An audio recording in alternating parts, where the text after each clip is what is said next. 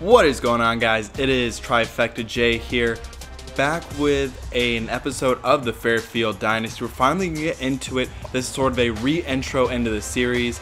There's been some readjustments to the ratings for the players, along with a few other things for the Dynasty.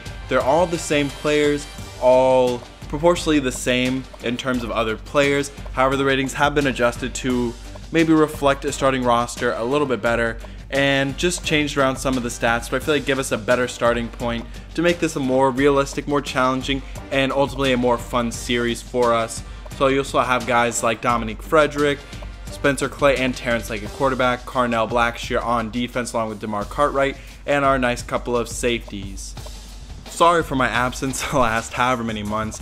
Just life got really busy, but I am back for the foreseeable future. And so with this dynasty also, there are some different red shirts. These are the 5 that will be red shirted, so they were updated rosters, so I restarted the dynasty, so that changed around some things. But like I said, you still have Spencer Clay and Terrence Lake at quarterback. That will be a quarterback battle, probably throughout the year to see who is the starter, TJ Cross and Tavarius Edwards. But I am glad to be back, so there will be this series, and when MLB The Show 19 comes out, I will have a franchise on that, hopefully. I really have started to get into MLB The Show in the past however many months, so I'm really excited for that game to come out, get the good rosters, and then start up a franchise and start a rebuild on there.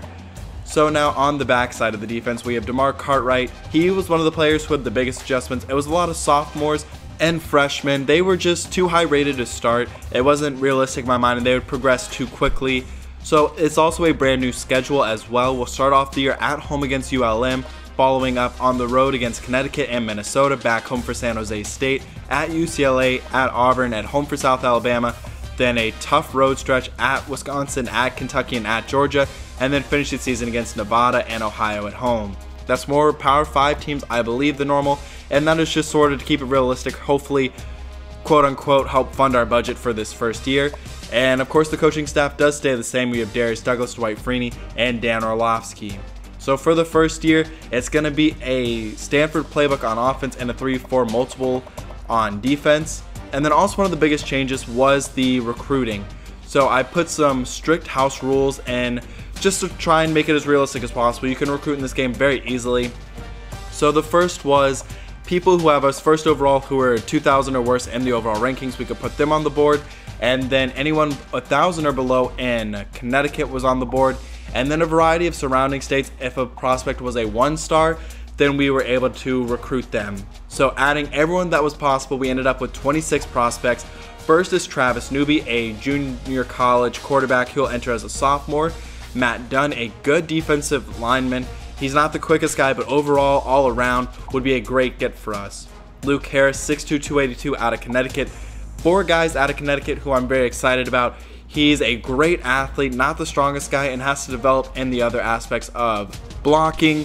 But overall, he looks to be a good prospect. Then 1-star David Grigsby out of Vermont. That's one of those states that was included. He's not the fastest guy, but has good acceleration, good strength, and is overall a solid get for us if we're able to get him. Shaun Allen, 5'8", 171 out of Rhode Island.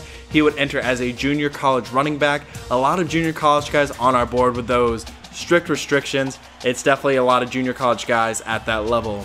Then 6'8", a big guy, good strength, good athleticism, and overall a good blocker and could be a starter in year 2 for us. Duane Scott, 6'4", 327 out of Canada. He is a junior college guy as well. He would enter as a junior. A good blocker, not quite as good of an athlete as Cedric Reed, but would be a great get for us. Then at fullback to fit our post-style system, it's Samhancock. He's a great athlete, pretty good as a blocker, could definitely develop, and not much in terms of make you miss ability. Then one of my favorite prospects, only 59 overall, but 6'1", 206 from New York. He has good athleticism, he can hit pretty well, and good zone coverage, so he would be a good developmental guy for us. Then Sean Morrow, just another opportunity for us to get a fullback if we miss out on Samhancock. He's a little bit of a better blocker, not quite as good of an athlete though. Then at tight end, at 55 overall, 6'4", 255 out of Delaware, it's Craig Love. He's a slow guy, but good acceleration and good overall receiving ability. Definitely has to develop as a blocker. Then 5'9", 194 out of New Jersey, it's John Roberts. He'll enter as a junior. Not fast, but overall in all other aspects, he is pretty good and definitely would be a nice nickel corner get if we're able to get him and probably start in year 2.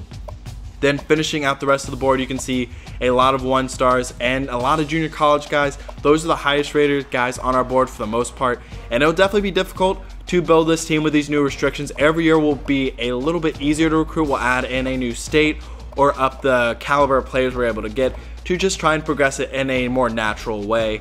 So a look at the top 25 players in the country, a bunch of interesting guys there, no one that we'll actually be going after. But our first game will be at home against ULM. They're a talented group of 5 team. They have some good talent in the Southeast. And so Marcus Green, an elite talent for them. He is a 94 overall, 93 speed, so great athlete.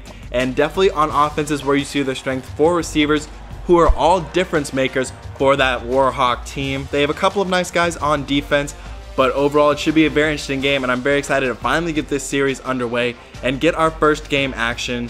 And so I hope you did enjoy this episode. If you did, please leave a like down below. Leave your comments on the series. I'm definitely glad to be back, and we'll get to week 1 as soon as possible, hopefully within the next few days, somewhere around then. But I hope you did enjoy, 'cause I'm out.